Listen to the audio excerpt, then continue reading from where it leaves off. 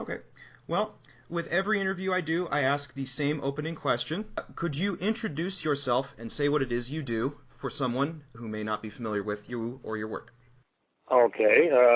My name is Chuck Wilson. I've been in Japan for 50 years. I have a small company, Chuck Wilson Enterprises, which I've operated for the last 38 years. Initially, the company planned and developed athletic facilities, and currently the company does several things, primarily exercise instruction, although we have secured a couple of franchises from Germany. And exercise instruction takes place in fitness centers, hospitals, from one university, the Imperial Guards, judo and kendo teams. So basically it's, in a nutshell, it's exercise instruction currently. What are your earliest memories of film and or television? Well, earliest memories was simply, I didn't watch a lot of Japanese television, primarily sumo championships, the sumo tournaments, I should say, and some, what they call chambara, the era dramas with stars like Mifune Toshiro and Katsu Shintaro and several other prominent, of course, in Mifune's case, international stars. But basically it was samurai dramas, which I always liked. And a lot of the, actually from children's programs to pick up the language, to enforce the Japanese language, which I was learning almost from day one. Outside of that, I didn't find a lot of them extremely entertaining. The quiz shows never really appealed. The humor, although if you're familiar with the Zain Shugo, which was on television for several years, it was kind of a vaudeville type of slapstick humor, but it was entertaining, and that was the only one that I really, outside of the samurai dramas, that's the only one I really watched. But that was about it. Again, I didn't have a lot of time. By the time I could spend any time watching television, I was working a lot, so I just didn't have the time or sufficient interest to devote to watching game shows. And Japanese humor is, you kind of have to get a feel for it, I think. Anyways, so, kind of like that. When I was asked to be on television, they asked me if the same question, do you watch much television? I had to reply, no, I wasn't aware of any of the quote-unquote television stars, or for that matter, Japanese movies. How did you become interested in the field of physical fitness? Well, that was kind of fortunate. Prior to coming to Japan, I was in Korea finishing up my military obligation. And I met a man from New Zealand who was practicing judo at Dochiso University in Kyoto. And I was practicing judo at the Korean Judo Association.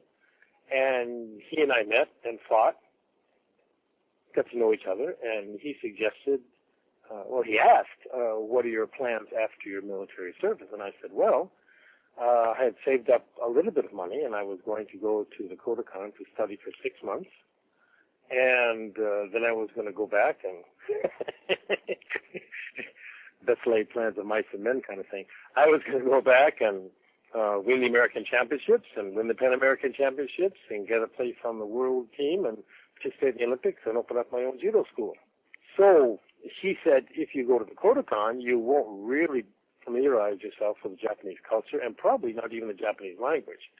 Why don't you come to Kyoto, and he will arrange an introduction to National Panasonic as an English teacher, and also to the Dosho University as a guest judo practitioner. So that's kind of how it started. And I said, okay. I didn't have any other concrete plans, so that's what I did. And as soon as I finished my military obligation in Korea, I arrived in Japan, and with very little money, but with a great deal of enthusiasm for really starting my life, because after the military, there's always a question of what you're going to do with the rest of your life. And so I said, well, since I'm young and I don't have to really concentrate too much I can spend 6 months kind of figuring out what I'm going to do. And I might as well spend that in Japan. So it was somewhat casual, but the gentleman, name of Rick Littlewood, he's since passed away, was extremely helpful in getting me established there. And in fact, I lived with a couple of his friends for a while until I got on my feet. And what year was that, if you don't mind, when you first got to Japan? That was 1970. Yeah, January 10th, 1970. What year did you start teaching judo in Japan? Well, teaching judo, you have to understand that in Japan, you're not really a teacher of judo until you've achieved at least a fourth degree.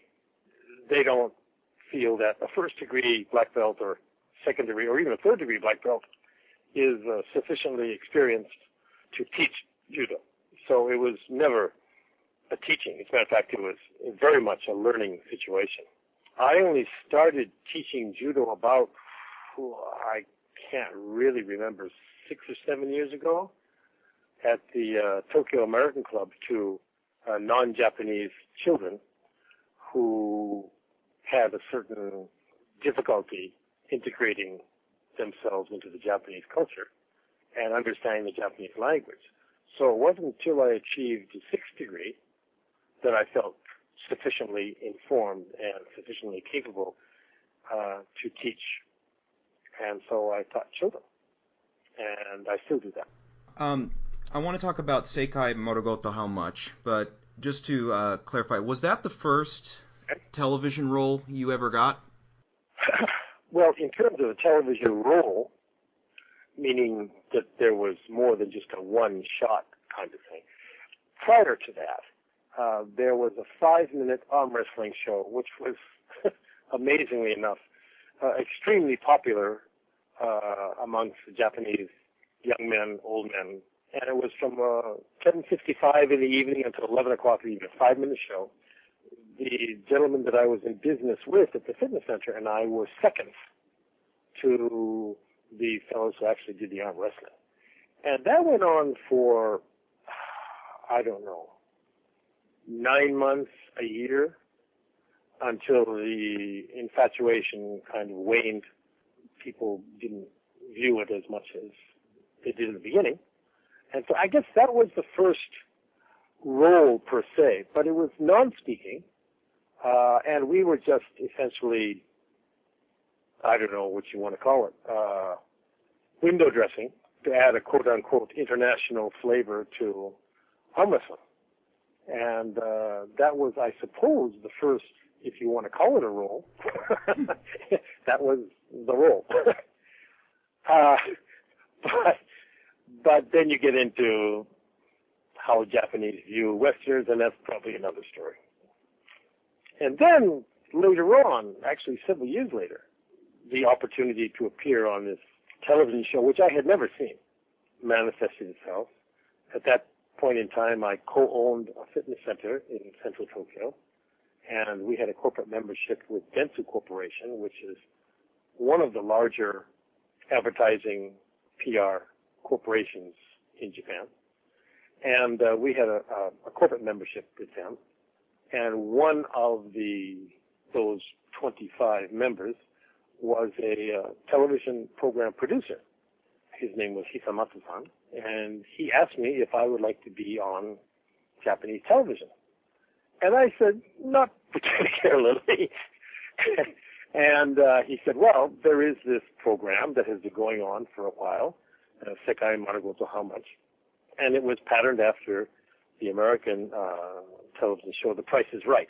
Contestants would appear on the show. There were, I believe, 4 or 5 contestants, 2 of which appeared on every single show, was once a week, and the other 3 were kind of guests. And Kent Gilbert and myself appeared alternately. His Japanese was very sophisticated.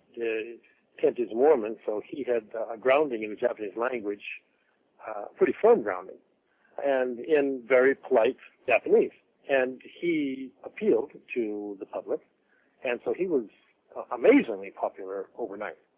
When I was asked to be on the show, I said, well, I didn't anticipate any remuneration at all, But I said, if you could advertise my fitness center, then I could justify taking the time to be on the show. And they said, all right, we can do that. So I was on the show. You have to understand, at the time, the Japanese public were not, awareness is not really the right term. They were not familiar with Westerners who could speak relatively fluent Japanese. There was one woman who lived in Kansai who had established her name. Edith Hansen? Yeah, Edith Hansen, thank you. So when Kent and I appeared, and he spoke very polite, correct Japanese, and my Japanese, even though I went to school in the language, was reinforced playing judo at the Metropolitan Police School. And you'd have to understand how the Metropolitan Police practice judo. It's not exactly the gentle sport, and their demeanor is not exactly gentle. As a matter of fact, the persona that they demonstrated was, in terms of the language they used, was extremely forceful persona, let's put it that way. So as a result, the Japanese that I spoke was extremely, well, I suppose the polite word is rough, and in certain situations, extremely rude. But it kind of intrigued the public, so you had a juxtaposition of Kent Gilbert, who spoke very polite, correct Japanese, and I, who spoke very, very rough Japanese. But the difference seemed to intrigue the Japanese public. And although Kent's appeal was tremendous. I mean, literally, I don't think he could leave his house. He was surrounded by, and to a certain extent, I was too, but not like Kent. And that kind of paved the way, really, for other Westerners to appear on television who could speak Japanese. Dave Spector was one of them. Sankohn-san from Africa, he was another one. And then there was several people who successively appeared on Japanese television who spoke the Japanese language, and it intrigued the Japanese public. So it wasn't so much that we said anything of import. It's the fact that we could speak Japanese at all was so intriguing to the Japanese public that we were in relatively constant demand. Could you describe your role on the show, Sekai Marugoto How Much, what you did on that show? Well, I'm trying to retain my... the role was, especially I don't think Kent had quite the same perception as I did. But it was very much entertaining. And it was extremely outgoing. The whole persona that you demonstrated on the show was we tried to be interesting. I'm sort of, well, I tried to be interesting. But just the fact, again, there was. Please don't misunderstand that we were there because of any inherent acting or performing ability. That wasn't the case at all, in my mind. We were there because we were just so unusual. And so that, again, it doesn't matter what we said, the fact that we said anything at all, and it was coherent, and it was a complete sentence, and added on my particular way of speaking, that was the attraction. And I was constantly urged to be funny and have fun and laugh a lot, and so that was the kind of thing. As in terms of an actual role of acting or imbuing some kind of role, that wasn't even a consideration, to tell you the truth. Did they give you any sort of special instructions or preparations for that show specifically? Did they tell you to act a certain way? Did they make you wear certain clothing or anything of that nature?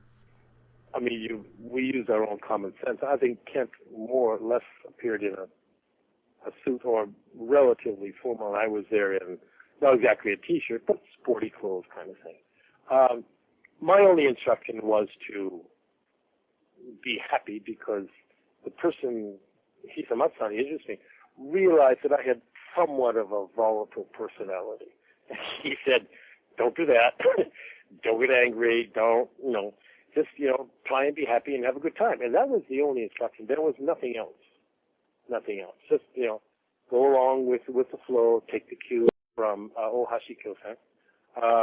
Try and structure your replies to, if the price is right. So you guessed a certain object was presented, an explanation of the object, and some background of where the object came from, what country it came from, and some history. And then you were, each contestant in turn guessed the price of that object.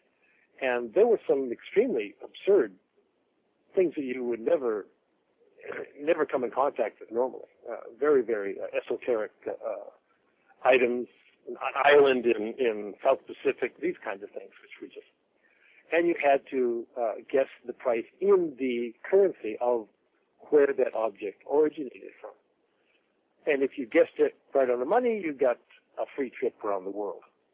And if you came close, then you got a little trophy, and after you guessed closely 10 times, you got the free trip around the world. So that was how the program was structured. Did you take those trips that you won, or did you cash them in? Nobody took those trips. I don't think anyone took those trips. No, we took the. Usually, I think everybody cashed them in, kind of thing. I mean, it wasn't a huge amount of money. It was substantial, but it wasn't, it wasn't hundreds of thousands of dollars. It was, a few $1,000s. My wife is in the background coming. She said it was 500,000 yen, which was around $5,000, but I don't remember actually how much it was. Everybody cashed them in. Nobody could take the time. How did that show lead into other roles? What other jobs came after that in regards to television specifically? Well, I think, again, since Kent promoted a sophisticated, interesting things I was doing on television, it was kind of interesting, but you're cast in a certain role, and I wasn't kidding myself at the time, and I still don't, that I had any really acting ability. But they weren't looking for acting ability. They were looking for entertainment. So if you did well, that was okay. If you didn't do well and kind of made a fool of yourself, that was okay too. So the roles that initially they were interesting, but as time wore on, I got a little bit upset with how they were casting me. But I had an arrangement with the agency that Kent and I were both attached to, that I had final say-so in whether I would be on the show or not. And so they would explain what the show is about, when it was going to be broadcast, what time the rehearsals were, all of the things that go into making a show. And then I would decide whether to participate or not. And they were pretty good about that. The trouble is, what they explained and what actually happened when you got to the venue was sometimes extremely different. And so when that happened, I was somewhat upset. And, of course, that kind of sticks. You had to be very, very careful because you couldn't get too upset because then they wouldn't ask for your help anymore at all. And I represented an office, a management office. So I was kind of obligated to perform whether I wanted to or not once I got there. So there was somewhat of a conflict. At what point did you realize that you were, quote, big in Japan, that you were famous, you weren't just someone that occasionally appeared on a quiz show, people knew who you were? Well, I think the problem was that I thought I was big in Japan. That, I think, was a misapprehension. When you're involved in that, you think it's never going to end. You think your popularity is going to continue forever. And you think that you have to be careful because you take that mentality to an extreme and pretty soon you feel that you are so special. You are, for example, a law, that you are above maintaining valuable personal relationships, that in some cases your morality suffers, and in some cases your perspective on money, how you make it, how you spend it, how much, so your whole economic viewpoint is skewed. Did I realize I was popular? Pretty soon. It was pretty immediate. The show experienced a tremendous viewing. Literally, on Thursday night, a vast majority of Japanese tuned into that show. So after a month, you got to the point where you're stopped on the street. If you're going someplace on the Shinkansen, people wake you up to take your picture. They want your signature. It was okay for a while. In fact, for a long while, for a few years. But then the flip side of that was something that I personally had a little bit of problem with. Some people don't. Some people think that's fine, and that kind of adulation and attention is fine. After a while, I resented it somewhat because it kind of took away from things that, fortunately, were more important. My wife, my personal life. I still practiced judo, and I still did a lot of powerlifting. So, and those people are very, very much down to earth kind of thing. But the fact that the recognition was certainly pleasant. You always ushered into restaurants. Whatever you wanted to do was fine. Even now, the Chuck Wilson name in Japan, literally, I feel pretty confident. I can call most people over the age of 40 and ask for 20 minutes of their time and get it. And that is the long-term advantage. The big advantage of the name was I was able to take the name and do things that were meaningful. Worked with charity organizations for handicapped children, worked with the YMCA for 25 years, for those purposes. Still do relay races, events kind of thing to raise money for charity. So there was a very, very positive aspect of that. The trouble was sometimes the people on the street were a little bit, because the television in the Japanese home is like a member of the family, and they could assume that level of accessibility. And I basically not really a private person, but I like my privacy, and you had to put that aside. So, how long did it take? I would say very, very quickly, a month, and you couldn't walk anywhere, you couldn't go anywhere without getting assaulted with fans. You brought up Kent Gilbert, and there were a few other gaijin who were very, very famous in Japan in the 80s. Kent Derricott, right. Dave Spector, Sankohn you mentioned, Marion. Right. What were your impressions of them? Yeah. So, like I said, Kent and I have very different personalities. We got along fine. There was no antagonism at all. It's just we were different, so it wasn't like, you do a show and you go out and have a beer kind of thing. But then I didn't do that with anybody, so. But Derricott was he and I clicked, I think that's the best word. He was in, if you've talked to Kent, I always felt that he was a little bit different. As far as I know, he was contractually associated with a relatively significant promotion agency. And so they determined when and where and what show he was on. And he didn't, I don't think he had any say-so in whether he would or would not appear on that. Mine was different, and at least my relationship with my promotion agency was different. As I said, I had final say-so in whether I appeared or not. So that was it. Dave Spector was kind of just getting started. He was on the Warate Itomo show, which you mentioned in one of your questions. And he was a regular with Sankohn-san, who was from the Ivory Coast. And I knew Sankohn-san when he was, his ambassador was a member of the fitness center that I worked with. And he was like the secretary to the ambassador, and I knew him then, and he and I got along very well. And I think Sankohn-san he's just a character. He's just just a funny guy anyways. He always seems to be on top of things. Spector was probably, of all of us, the person who really worked at it.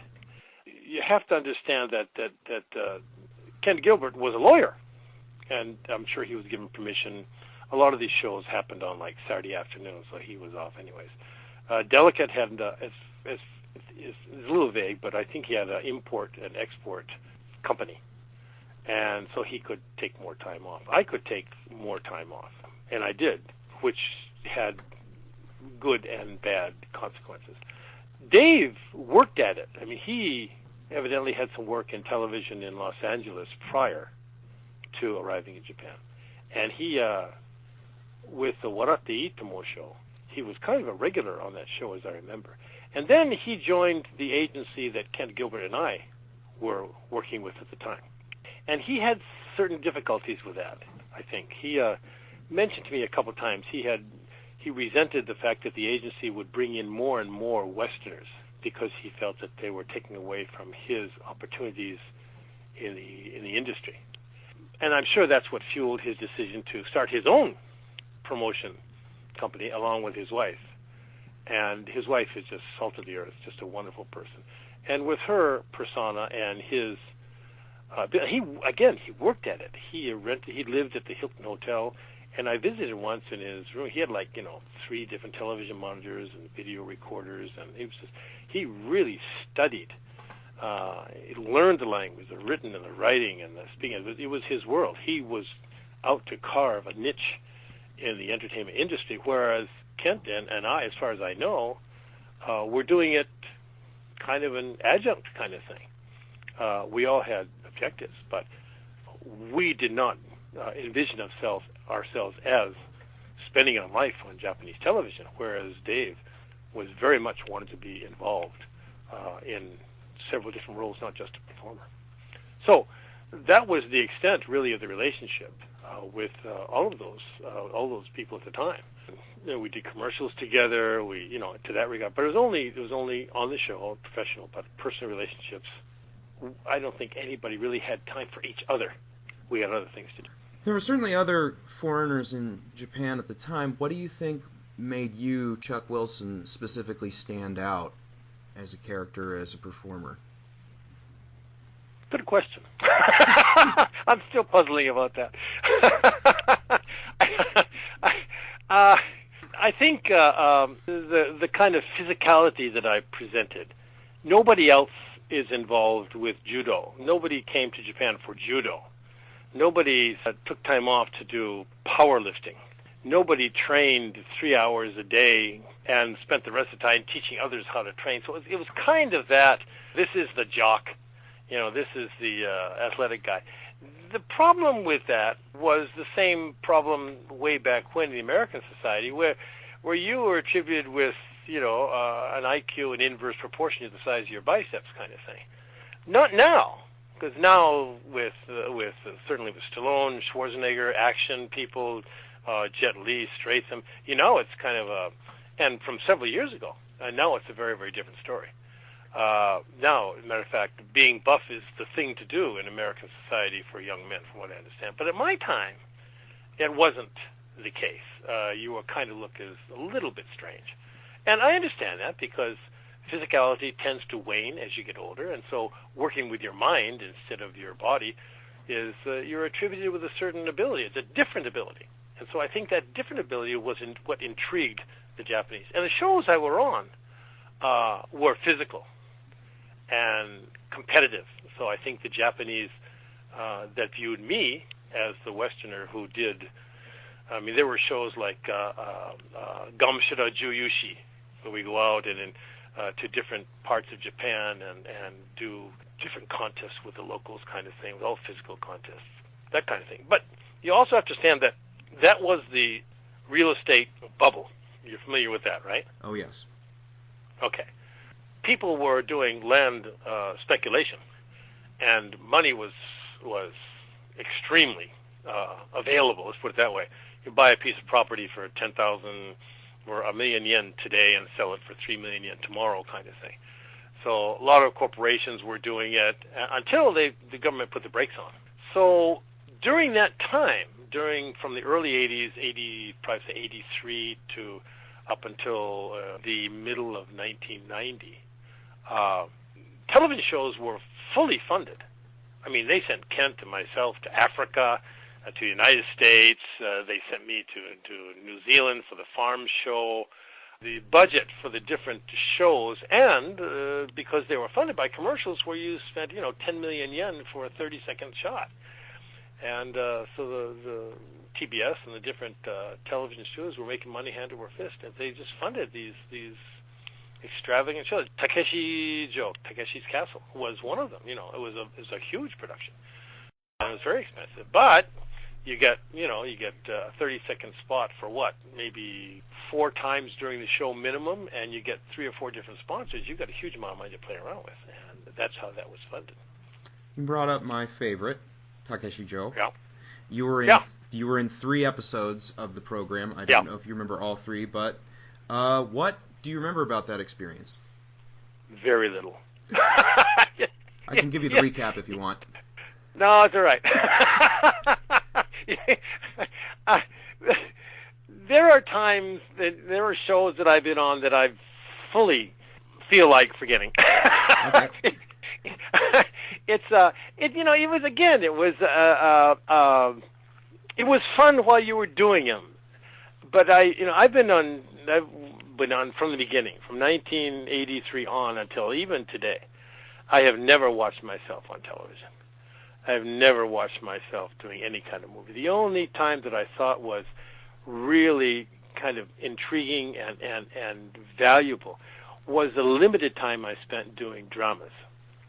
And there are a few dramas where I thought the message that the drama put out was significant. There were shows that were based on a real-life situation after World War II, where Japanese were incarcerated in Russian prison camps, and I was the captain of that particular camp. And something about a diary and what went on during that time. And I thought the role was poignant and deserved to be demonstrated well, and I worked at that. There was a show where people would sign in and say, my cousin was in a car accident and she's in a wheelchair. She's been in a wheelchair since she was 18, and her dream is to go to a strawberry patch and pitch strawberries. And the guy that I was quote-unquote pitted against, Fujiwara Kumicho, a professional wrestler, and the rest of the staff, we spent all night clearing out a path in a strawberry patch where she could, take her wheelchair and realize it. And even thinking about it, I'd choke up. The staff was in tears. I was in tears. The studio, back in the studio, everybody was in tears. It was such a sensitive, unusually for Japanese television, a sensitive, poignant moment. Those kind of shows you don't forget. The fun shows, the Takeshi Joe, that kind of thing. The shows that dealt with, in many cases, in my view, humiliation, was something that I forgot as soon as possible. Kent Derricott was in a couple of those shows. I didn't have to, but I made it clear to the people who were doing that, the other performers, that they would best be advised not to do what they were doing to Kent and some of the other performers. I understand my even now, not now, but at the last time that I was really on TV, I was introduced as Chuck Wilson, the Geinokai outlaw, because I had some serious problems with some of the directors and what they wanted, and I just wouldn't do it. And then I got physical, and of course, anyway, that was other. I don't want to go into detail. That's not a good idea. You don't have to go into detail in this one either, but this is a yes or no. But Kent Gilbert told me about this, and Kent Derricott, I've certainly heard the stories about being pranked on Japanese television. Did you have any experience with a prank of any sort being pulled against me? Yes. They tried. Okay. I'm sure that they regretted it. Were you ever hurt on any of those shows? Again, yes or no? No, no, I was never hurt. But I didn't do anything that was really stupid. And some of the things I was asked to do were really stupid. I mean, were really dangerous. Mm-hmm. I mean, there have been some things that are, I'm sure, not in the public eye of other actors, maybe just, not other people who participated, who got seriously injured. And they quotes that wasn't in the media at all. Yeah, it was, sometimes the directors are very, very focused on what they do, and sometimes they don't care, or they're not aware of the inherent dangers of what they're subjecting the other participants to do. And so I would just simply, if it got really stupid, I'd just say, no, I'm not going to do that, period. And they said, well, you're on the show. I don't care. For me, it was never, I could walk off the set any time. The only reason I did not was because I had an obligation to the management company that was handling me. Otherwise, I would have walked off. Some of the shows at that time were really off the charts. Some of the things, I don't know about Kent Gilbert, but I know at least one instance where Kent Gilbert was subject to humiliation. I really felt sorry for the guy. But again, he was affiliated with a company, so he had no choice. I had choices, and I took advantage of those choices. Things I just simply would not do. Anyways. How do you feel about the way you're perceived by the average Japanese viewer? Now? Or then? Both. Well, you got to understand, what I do in terms of exercise instruction, and in many cases working in hospitals and doctors and true professionals, it's very difficult to escape the persona of this what I gain in kind of thing. Mm-hmm. You familiar with that phrase? No, and for anyone who isn't, go ahead and feel free to explain if you want. Well, what I gain is like a quasi-comedian, and you're a talent. So that's a label. You're what I gain. It was a quasi. You're not really a comedian, but you're a kind of funny attraction. And a talent is not really an actor. It's not a singer. It's not a person with any intrinsic studious ability. I mean, no talents traditionally are not musicians, so they haven't studied music. They're not actors. They haven't studied acting. They're not singers because they can't sing very well. So you're kind of in where everybody else isn't. And so you take that and then you talk to a professional person like a doctor who's doing serious stuff and talking about exercise prescription for people with diabetes and high blood pressure. And it's kind of a difficult perception gap that you have to get over. On the other hand, even now, the Chuck Wilson name is highly recognized. So I could, anybody over the age of 40, for example, if they have a position in a company, I can call and say, look, I'd like 20 minutes of your time, and I can get it, which is a tremendous advantage for a Westerner in Japan trying to get something accomplished, where normally just wouldn't even pay attention to. And, as I said, the charity work also helps. If Chuck Wilson is there, I'll make the effort to go. If Chuck Wilson is going to come speak to the company, I'll sit in on the conversation. If Chuck Wilson's going to show up, I'd like to meet him. And they say, I watched you when I was in, kindergarten, or that's I'm getting a little long in the tooth here. But they watched when they were kids. They watched me, and of course they had that image of this kind of funny, interesting guy, and also the quasi-combatant who was on these different shows, sumo and different things. Anyways, so yeah, good and bad. At this point, I think since I have not been, certainly not on television like I used to be, they just remember the name. So what that name's associated with in terms of some of the ridiculous things I did, that's kind of forgotten, but the name is there. So they don't know why they remember the Chuck Wilson name. They just remember the Chuck Wilson name, and that's been very, very positive in the last few years. You said that you hadn't watched most of the stuff that you were in. Is there any reason why? Yeah, I was embarrassed. The language, in the Japanese language, I speak from many people's perspective, fluent Japanese. But I didn't grow up with the language, so your fluency is limited as learning Japanese as a second language. For most situations, I'm extremely fluent. It's not a problem. But sometimes when you're on television and they throw you a curveball, you don't really know how to respond. So In some cases, the language wasn't the best. The performance was absurd or ridiculous, but you were still obligated to do it. Even public speaking for anybody is not easy, and for me, I still do a lot of not a lot, I do some public speaking, but I always think, well, I could have said it better, I could have done this, so I'm a little bit hard on myself, but I was much harder then, and I was always embarrassed to watch myself do some of the things that I was kind of obligated to do, even the good stuff. I was still embarrassed to watch myself on television. I let other people do that. And basically, I know this sounds bad, but I had more important things to do. It's your life. You can do whatever you want with it. Exactly. But, well, yes and no. In this country, No. Yes and no. Okay.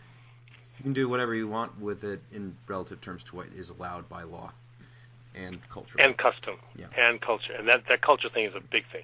Yeah, the law, of course, goes without saying. The cultural things, what you can do and what you can't do, what is deemed acceptable to the Japanese in this culture as a non-Japanese, it's not quite the same story.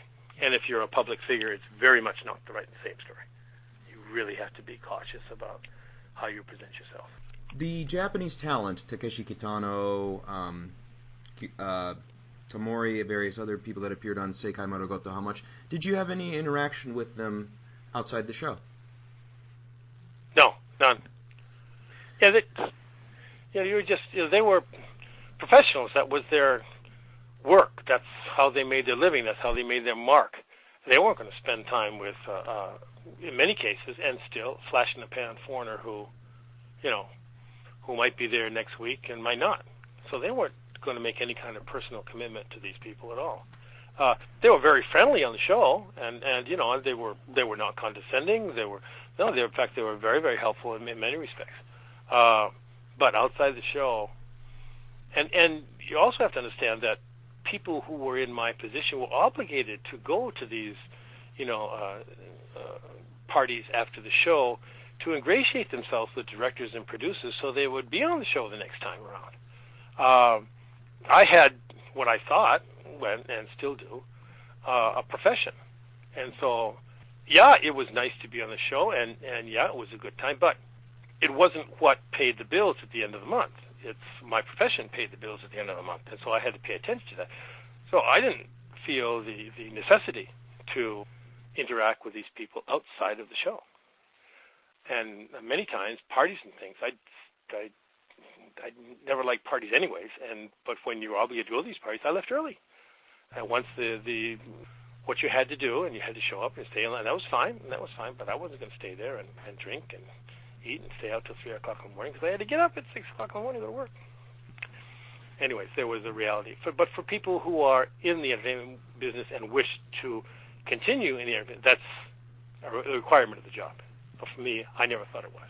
Do you consider it a positive, the way, a lot of people in Japan, their first exposure to foreigners within the context of Japan was with people such as yourself, Derricott, Gilbert, Ousmane Sankohn, Dave Spector. Do you feel that you had a positive impact on the Japanese people and their culture and their view of foreigners? That's a good question. And it's not easily answered, I think, because number one, the new brand of foreigner, they're in the interim, in this, how many years? 30-year interim. Non-Japanese have taken up residency in Japan and have gone to either Japanese schools or to the international schools where they learned the language. And in many cases, they spent their entire lives in Japan. I'm teaching 2 young American children now who were born here and raised here, and they are completely fluent. So the Japanese are exposed to people here who are familiar with the culture and familiar with the language on the level equal to theirs. But, that being said, foreigners represent a certain level of confrontation with the Japanese. It's perceived confrontation. There is no real confrontation, except for the visitors and the tourists, but that's always in any country. There's always kind of a level of the people who come and don't understand the culture or what should be done or whatever. So there's always that level. But more than that, I think Japanese are somewhat uncomfortable is the right word, because of the potential confrontation that dealing with somebody who was not familiar with their culture or in their minds, the language. Is it getting better? Yes, amongst a certain economic group of people who have spent time overseas, either college or exchange programs. So a familiarity with non-Japanese, with Westerners, and of course, especially in Tokyo, Osaka, major areas of business, they are obligated to interact with non-Japanese to facilitate business. Do they develop lifelong relationships, and are they accepted as a member of the community? Not significantly, I don't think. The Japanese are still very, very Japanese. What can I say? They don't interact well with other cultures, and they have a certain mindset. It's a preferential mindset. Let's put it that way. I think that's the best way to describe it. Anything else smacks of so much negative implication that it's simply not true. I just think they have a certain mindset to it, and they're very, very comfortable with Japanese who are of a common culture and a common language, and that's it. And has that changed? It's a work in progress, let's put it that way. On the flip side, a lot of Americans, myself at one point included, have a certain idea of what Japanese game shows are like. And I know you're not a big television, not as invested in the television industry as some of your compatriots, but how do you feel about the stereotype that most Americans have of Japanese game shows and Japanese programming? Well, yeah, that's kind of tough for me to answer because I'm not familiar with the game shows. Mm-hmm. It's the Japanese I know have a penchant. Once something succeeds, they might put a different twist on it, but they will certainly try and emulate that, whatever that is, whether it's a product or whether it's a show or whether it's a service. Nothing succeeds in Japan like success. So how they are presented to the public, I'm not sure, but that a game show intrigues the public, I would say, yeah, generally, pretty much so. The Sekai Marugoto How Much was kind of created an interesting game shows that was emulated and still emulated. As a participant in some other game shows, I felt kind of bad for the other guests because they were subject to a certain way of being treated. I never tolerated that, which is probably why I wasn't on as many game shows as they were. But the game show is traditionally the menu is set.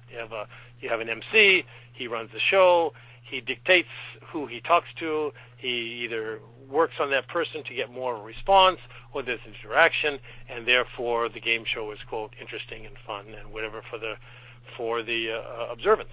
That interaction outside of the game show kind of thing, I just really can't. I'm not really qualified to answer. Okay. Ohashi Kyosen was very much. He had a close relationship with Ishizaki Koji and Takeshi, both on the show and off the show, very much so. As a matter of fact, so much so that I think that's one of the reasons why the show was brought to a halt after 6 years, because he catered to those two people almost to the exclusion of the other guests. Not quite, but almost.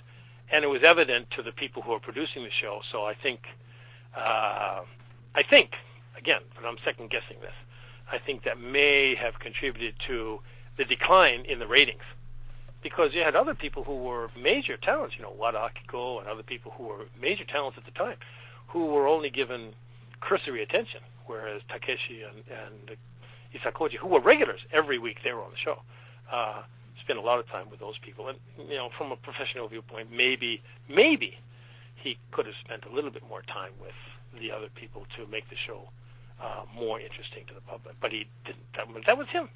He was the Johnny Carson of Japan at the time. Are you surprised at the success rate that a lot of these Japanese shows have had outside of Japan? Yeah, no, I'm not even aware of that they're outside of Japan, to tell you the truth. I'm not being blasé about this. No, you're fine. I just don't even know. I know that Takeshi Joe had experience in America. I just simply, I don't know, is the show transported? Do they have American actors and whatever on the show? I'm sure they do, but I just don't attribute a lot of entertainment values to a quiz show. But, maybe I'm looking for a different... I just don't think the type of entertainment that I prefer is not there in a quiz show. Let's put it that way. But that's personal, Mm-hmm. From your experience in the fitness industry, how much has the industry changed since you started in the 70s to today in Japan? Oh, tremendously. Literally, there is a fitness gym every block.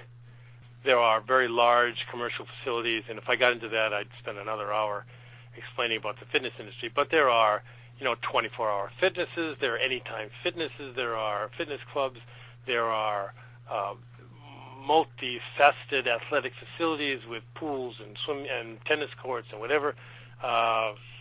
There are, and everything in between, from very tiny dance studios, not so much now anymore, but not so much now, and hardcore bodybuilding, powerlifting gyms kind of thing. But then you get into the thousands of members and executive fitness core. You can go through the whole. We built these places initially when I built the company, and we planned and built them and went through the whole 9 yards of doing market surveys and building a business plan and developing conceptual development and staffing and operating and running them and operating them and just, But that's when Japan had money to put behind these things, and there were reasons why they did this. But again, I don't. That's probably time for another discussion. But yes, it has changed dramatically. What has not changed in my mind dramatically enough is analysis of what goes into physical development.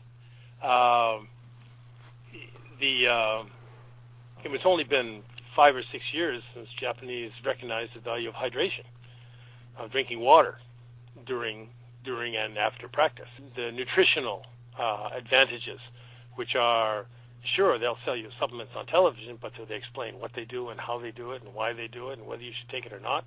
On an individual analysis basis, no. Well, not significantly anyways. Do the Japanese pharmaceutical companies cater to the aging population? Yes. Do they make claims or whatever about their products, which are probably not quite as large of an effect as they maintain? Yes. Is there people who sell people things they do not need and make claims that do not exist?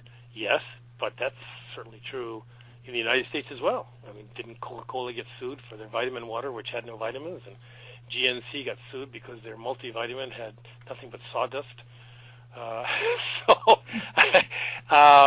But yes, it's changed dramatically, and mostly for the good. The minute assessment of what a person should do for a specific result, either medical or whatever, is still simply not accepted. I talk primarily about, in the United States, the American Medical Association has worked with the American College of Sports Medicine in exercise prescription as medicine, as medicinal qualities. Here, it's a very far cry from that. And again, because of the vertical society and how the specific area of knowledge, people I think in Western countries, certainly in the United States, have a broad-based knowledge about different things. A fitness professional is, because of, I'm sure, extreme competition, has to really know exercise physiology as well as some basic nutrition, as well as some medical acumen to a certain extent. But here, because it's a vertical society, you have nutritionists, no nutrition, and exercise specialists, no exercise, and medical, even no medical, and that's it. So there's not a lot of carryover into these different regimens. So has it progressed significantly? Absolutely. Is it a quantum leap from what it was 50 years ago? Absolutely. Has it still got a long ways to go? Absolutely. So that's my take on that. As a teaching tool, to wrap up, because I use this both for information about your own history and your own life, but as well as a teaching tool for others who may listen to it, what advice would you have for someone who wanted to work in either the fitness industry or work in Japan? And you can answer those both separately if you want, or together if you want. Well, first of all, to work in Japan, you have to have permission to work in Japan. So that usually implies that you have some kind of contractual agreement, unless you want to come over here on a tourist visa or look for a job and then go through the process at that point.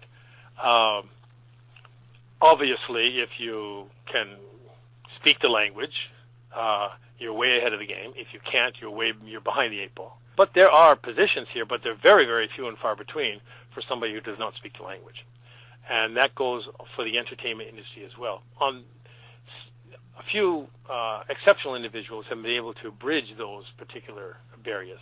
But in general, unless you are familiar with the language, it's very difficult to find a place to work in this society. In general, again, there are always specific exceptions. I think the larger question is, can you adapt to the Japanese lifestyle or living in Japan? Because there are certain restrictions of what you can and what you can't, cultural restrictions of what you can and can't do that provide satisfaction to a person's life. Personal relationships are different here. Obligations to others and to workplace are very, very different. Duty to others, to placing yourself second to the others' concerns. I'm not sure where a person in the current American society can adapt that readily. It seems to me, and again, judging from 10,000 miles away, that as long as it benefits me, it's okay. Well, that's just not the situation here. Not at all. How do I, as a person, to what I know and what I experience, how can I benefit others and work in a society that probably doesn't appreciate what I know or who I am? And that's a tough call for anybody. It worked out all right for me, but then again, probably because the United States probably didn't present me with the kind of choices I wanted at the time, nor does it now. So again, you're talking with a kind of a different individual here. But again, I think these people, if to learn the language is certainly, I think a priority. To learn about the culture is certainly a priority, and a lot of personal soul searching. Not a lot of people are capable here because you don't have the support systems you have in the United States. You are very much out on a limb if you have the ability to perform individually with no support systems, emotionally, intellectually, personally, physically, economically.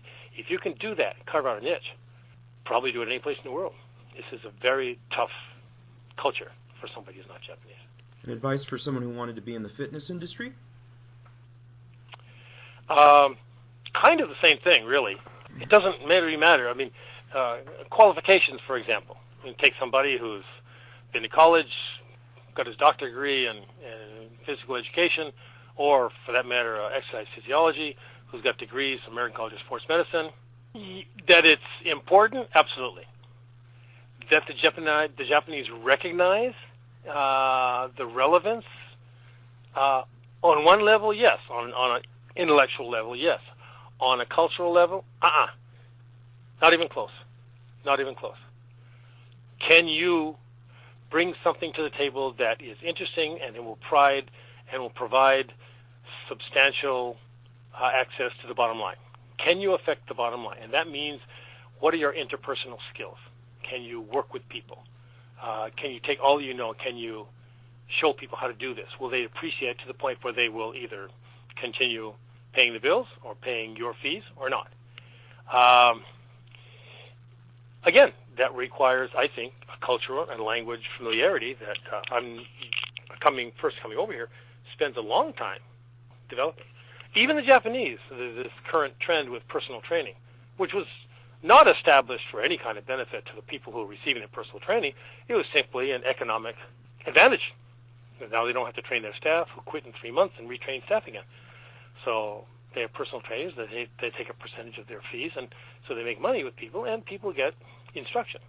Of course, the unspoken contract of people who join the fitness center who should be taken care of is kind of void, but we got to pay extra for that. But that's something that's a little bit disingenuous in my mind. But then I have personal takes on this. I've been in this industry for 47 years, so I have a certain take on what can be done, what should be done, how things are done. And it's not for everybody. And with that, I will wrap up the interview, and I will humiliate myself by trying my best to say, お忙しいところお時間を割いていただきありがとうございます。どういたしまして。Thank you very much. Thank you for the opportunity. I appreciate the call.